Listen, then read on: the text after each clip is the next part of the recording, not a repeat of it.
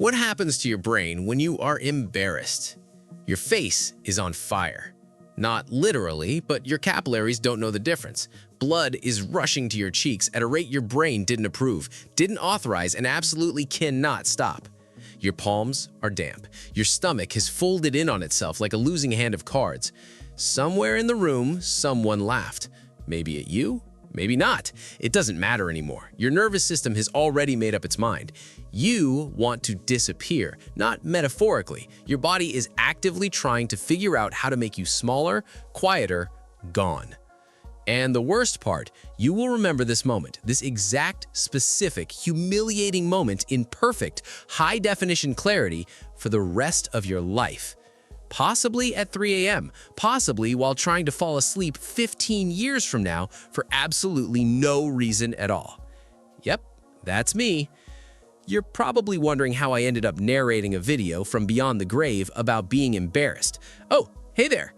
I didn't die of embarrassment, if that's what you're picturing. Nobody actually dies of embarrassment. We'll get to that. It's a real question people search for, and the answer is more interesting than you'd think. I died of something else entirely, something I'll tell you about eventually, but that's not why we're here. We're here because I spent my entire life thinking embarrassment was just a feeling, an emotion, something soft and psychological, like a mood that shows up uninvited. It's not. It's a full-body biological event. It's got a chemical cascade, a blood vessel mechanism unique to primates, a memory system that hijacks your hippocampus, and an evolutionary backstory older than language itself.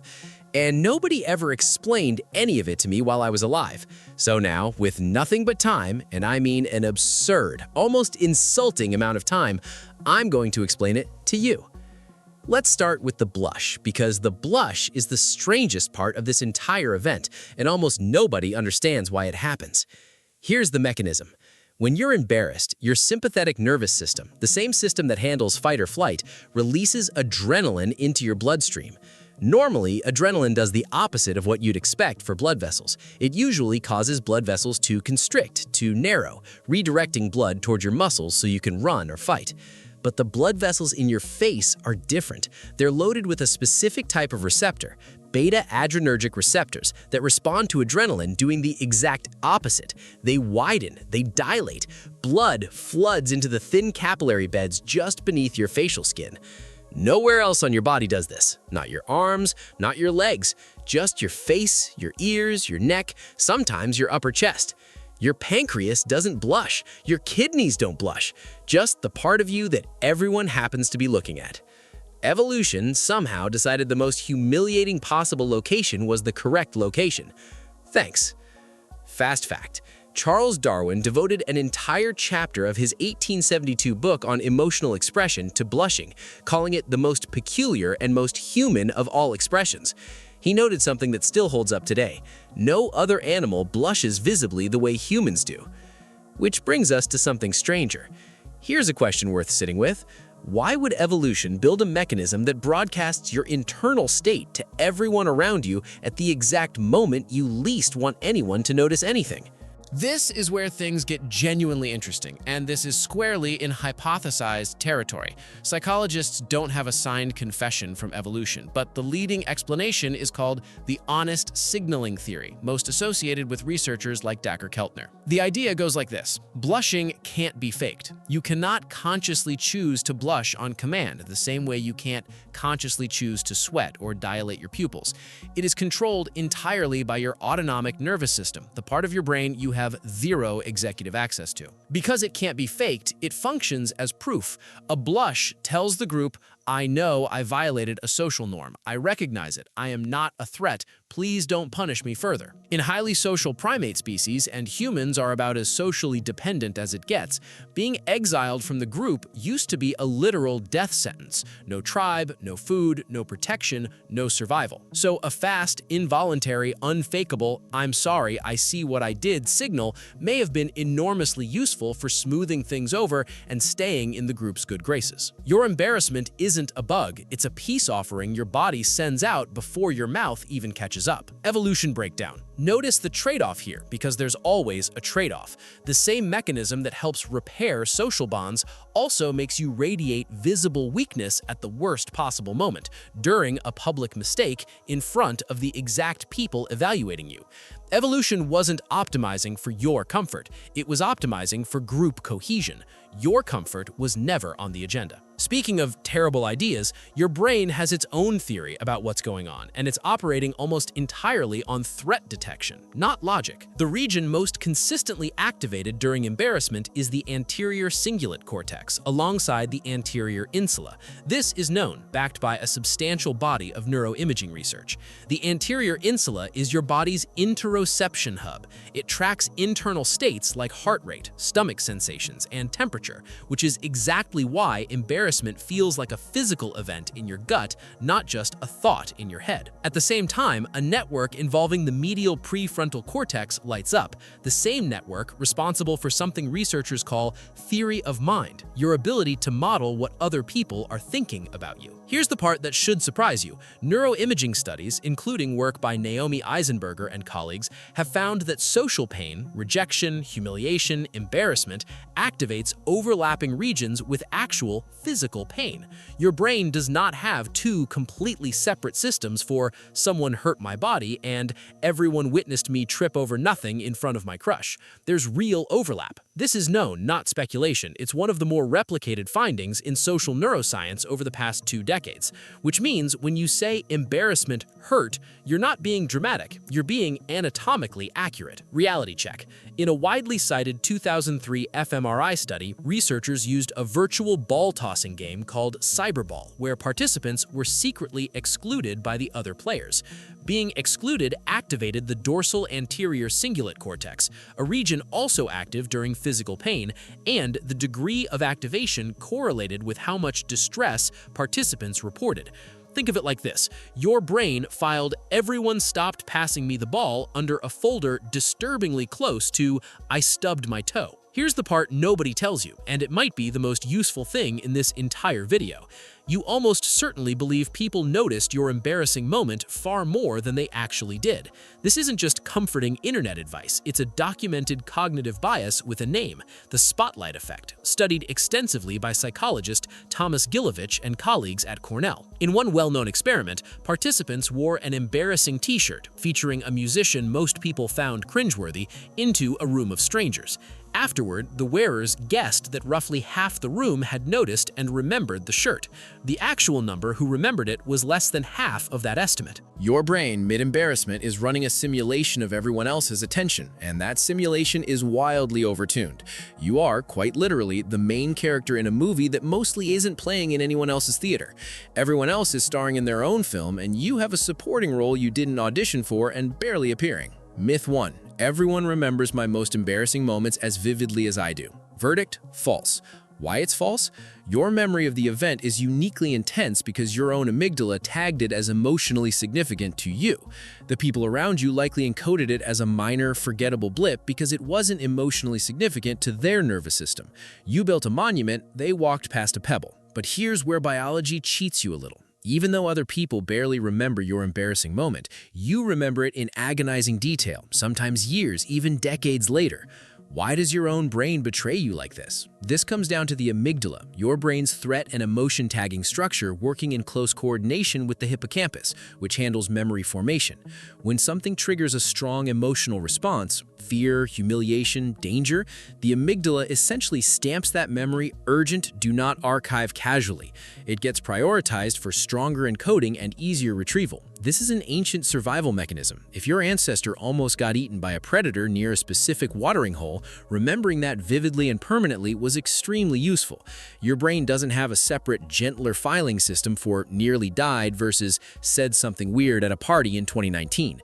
Social threat gets flagged with roughly the same urgency machinery as physical threat, because for most of human evolutionary history, social exile was a physical threat. Timeline breakdown? In the moment, cortisol and adrenaline spike within seconds, heightening attention and encoding. Within minutes, the hippocampus begins consolidating the memory with an unusually high emotional weight. Over the following hours and days, the memory gets replayed during certain sleep stages, a process researchers believe helps stabilize emotional memories, for better or worse. Years later, the memory remains disproportionately retrievable compared to neutral memories from the same week, which is why you can recall an awkward comment from middle school with more clarity than what you had for lunch yesterday. Fast fact, this phenomenon, where emotionally distinct or intense memories are recalled far better than mundane ones around them, is related to something called the von Restorff effect, the tendency for anything that stands out from the surrounding pattern to be remembered disproportionately well. Your brain doesn't file memories by importance to your dignity, it files them by intensity. And that's only half the story. You know fight or flight, everyone does, but there's a third, quieter response that shows up constantly during embarrassment, and it rarely gets airtime: freeze. When you're mortified, a common reaction isn't to run or argue, it's to go completely still. Face hot, voice gone, body frozen mid-gesture, like a video buffering. This is not weakness, it's a genuine documented mammalian response, related to what researchers sometimes call the tonic immobility or freeze response, historically studied in prey animals, but also observed in human threat and social threat situations. There's a likely, though not fully settled, evolutionary logic here. In social hierarchies across many primate species, sudden stillness and lowered posture function as submission signals. Freezing, lowering your eyes, covering your face, these gestures resemble appeasement displays seen in other primates when a dominant member of the group is upset. Chimpanzees, for instance, display submissive crouching and avoidance behaviors after social conflicts. Covering your face with your hands during embarrassment might not just be a private impulse to hide. It may be an ancient cross-species gesture your body reaches for automatically long before your conscious mind decides anything at all. Survival trade-off? Freezing minimizes additional social provocation. A still, submissive target is less likely to be further targeted. The cost is that it also short-circuits your ability to defend yourself verbally in the moment, which is exactly why almost everyone thinks of the perfect comeback to an embarrassing situation about 4 hours too late. Your brain sacrificed your wit to protect your social standing. It did not consult you about this decision. Here's the part your body hopes never happens twice in a day, mixing this one with its cousins. Embarrassment, shame, and guilt feel similar but are functionally distinct, and psychologists differentiate them clearly. Guilt is about a specific behavior. I did a bad thing. It tends to motivate repair, apologizing, fixing the mistake. Shame is about the self as a whole. I am a bad person. It tends to motivate hiding, withdrawal, and in more severe cases, has been linked in research to worse mental health outcomes than guilt, because it attacks identity rather than a single action. Embarrassment is different from both. It's specifically tied to a public violation of a social norm or expectation. Tripping, saying the wrong name, a wardrobe malfunction. Embarrassment doesn't usually indict your entire character. It's a smaller, faster, more situational alarm. Reality check. Researchers studying these emotions have found that embarrassment reliably triggers physiological blushing, while guilt and shame typically do not produce the same blushing response. That's a useful diagnostic, honestly. If your face is on fire, you're very likely dealing with embarrassment specifically, not the heavier, more corrosive cousins. Unexpected exception, and this one surprised me. For a long time, the assumption was that blushing, and by extension embarrassment, is uniquely human, tied to our uniquely complex social cognition and self-awareness. Darwin himself leaned this direction. But here's where it gets genuinely uncertain, sitting firmly in unknown territory. Some researchers have observed submissive, avoidance-based behaviors in other highly social primates following social transgressions, behaviors that functionally resemble embarrassment, even without visible blushing. Most other primates have fur or skin pigmentation that would mask a blush anyway, so the absence of visible reddening doesn't rule much out. We genuinely don't know whether a chimpanzee experiences anything like the subjective, self-conscious feeling of embarrassment, because we can't ask them and we can't peer into their subjective experience. What we can say is that the behavioral signature, avoidance, submissive posture, reduced eye contact after a social mistake, isn't uniquely human. The internal experience, though, that remains genuinely unknown. Consider that an honest gap in the science, not a cop-out. Reality check time, and let's kill this myth properly, since a surprising number of people search this exact question. Myth 2: you can die from being extremely embarrassed. Verdict: false, with a small asterisk. Why it's false? Embarrassment triggers a real adrenaline and cortisol surge, real increased heart rate, real blood pressure changes. For the overwhelming majority of people, this is well within the range your cardiovascular system handles constantly. It's a comparable stress response to public speaking, a near miss in traffic, or a jump scare in a horror movie. The asterisk, in someone with a pre-existing severe cardiac condition, any sudden major stress response, embarrassment included, could theoretically contribute to a cardiac event, the same way extreme anger or grief occasionally can in medically documented rare cases. This is not a reason to panic. It's a reason to understand that embarrassed to death is a figure of speech for the vast majority of the population, built on a kernel of real but extremely rare physiology. Myth 3. People with darker skin tones don't blush. Verdict? False. Why it's false? The vasodilation mechanism is identical regardless of skin pigmentation. The blood vessels widen the same way in everyone. The visible redness may be less obvious depending on skin tone, but the physiological event, including the rise in skin temperature that's often detectable even when the color shift is harder to see with the naked eye, is happening all the same. Several studies using thermal imaging have confirmed measurable facial temperature increases during embarrassment across skin tones, even when the color shift is harder to see with the naked eye. Myth 4. You can just choose to stop blushing if you calm down enough. Mostly false. Because the blush is controlled by your autonomic nervous system, not your voluntary nervous system, just calm down doesn't flip the switch the way it would for, say, unclenching your fist. This is precisely why some people with severe, persistent blushing anxiety, a condition sometimes called erythrophobia, don't respond well to willpower alone, and in extreme documented cases have sought a surgical procedure called endoscopic thoracic sympathectomy, which cuts part of the sympathetic nerve chain feeding the facial blood vessels. It's a real, if rare, procedure, and it comes with a well-documented trade-off called compensatory sweating, where the body reroutes the suppressed response elsewhere. There's no free lunch anywhere in this system. There never is. All right, enough autopsy. Let's turn this into something you can actually use, because understanding your own wiring is only half the point. Here's what actually helps, grounded in what the mechanism is doing, not just vague comfort. Name it internally. Simply labeling the state, this is embarrassment, this is adrenaline, this will peak and fall, engages your prefrontal cortex and has been shown in emotion regulation research to reduce the intensity of the amygdala's response. You're not suppressing it, you're supervising it. Remember the spotlight effect on purpose. Actively recall that people remember your blunder far less than you think.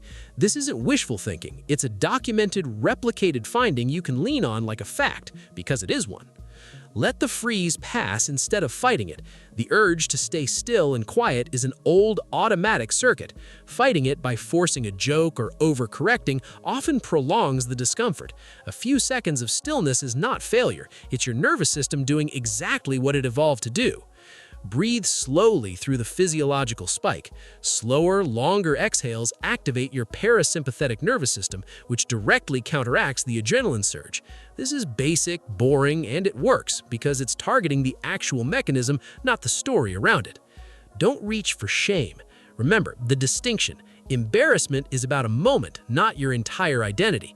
If your inner monologue shifts from "that was awkward" to "I am fundamentally a disaster," you've slid from a fast-resolving emotion into a much heavier one. Catch that slide early. Let the memory be vivid. Don't fight the replay. Your hippocampus is going to file this one under important whether you like it or not. Trying to aggressively suppress an embarrassing memory tends to backfire. The research on thought suppression consistently shows this. Let it surface, acknowledge it, let it pass. It fades faster when you stop wrestling it. Use humor deliberately, not defensively. Genuine, self-directed humor, as opposed to frantic deflection, engages different, more socially bonding circuitry and tends to actually shorten the social tension you're worried about in the first place. Remember that blushing is a signal, not a confession. It tells the room you understand the norm was crossed. That's often exactly the message that smooths things over, even though it feels like a betrayal from your own face. And that's only half the story, because here's where I want to shift the tone a little. Somewhere along the way, you were probably taught that embarrassment is a defect, a malfunction, proof that you're too sensitive, too awkward, too something. It's not a malfunction. It's one of the most socially sophisticated pieces of biological engineering your body runs. It requires theory of mind, modeling what other people think. It requires interoception, tracking your internal state in real time.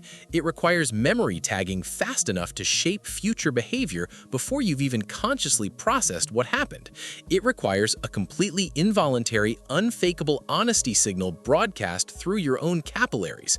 Most animals on this planet don't have the neural hardware to feel embarrassed at all, because most animals don't have a brain sophisticated enough to model what another creature might think of them.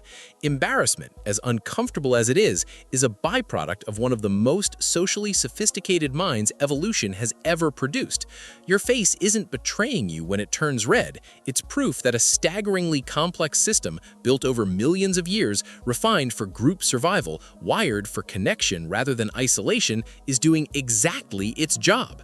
The body isn't trying to make you comfortable in that moment. It never was. It's trying to keep you inside the group, inside the tribe, inside the web of people who keep you alive. That was worth more than your comfort for most of human history. Sometimes it still is. I told you earlier I wasn't going to explain what actually got me, and I'm still not. That's a different video, honestly, and possibly a different kind of channel entirely. But here's what I wish someone had told me decades before eternity gave me nothing but time to sit and think about it. Your embarrassing moments are not the record other people are keeping. They're the record you're keeping, filed away by a brain that couldn't tell the difference between "everyone will remember this" and "this activated my threat detection circuit really strongly for about 11 seconds. I spent a genuinely embarrassing amount of my limited human lifespan replaying moments that, statistically, almost nobody else even remembers happened. Meanwhile, and I promise this is true, I have never once, not a single time, thought about anyone else's awkward moment with anywhere near the intensity they were probably feeling about it yourself. Your pancreas doesn't remember your worst moments. Your liver doesn't hold a grudge about them. Only the part of you built for modeling other people's opinions does, and that part, brilliant as it is, was never built for accuracy. It was built for survival, and it overshoots, constantly, on purpose, sort of. So here's the lesson, dead narrator approved. The fire in your face is proof of a working, deeply social, deeply human nervous system, not a verdict on your worth. Let the blush happen. Let the freeze pass. Let the memory file itself away. And then, please, for the love of every capillary in your face, go be ordinary again. Trip over something, say the wrong name, laugh about it in 4 hours instead of 4 years. I never got to enjoy nearly enough ordinary, mildly embarrassing days. Don't make my mistake. If you want more videos like this, subscribe.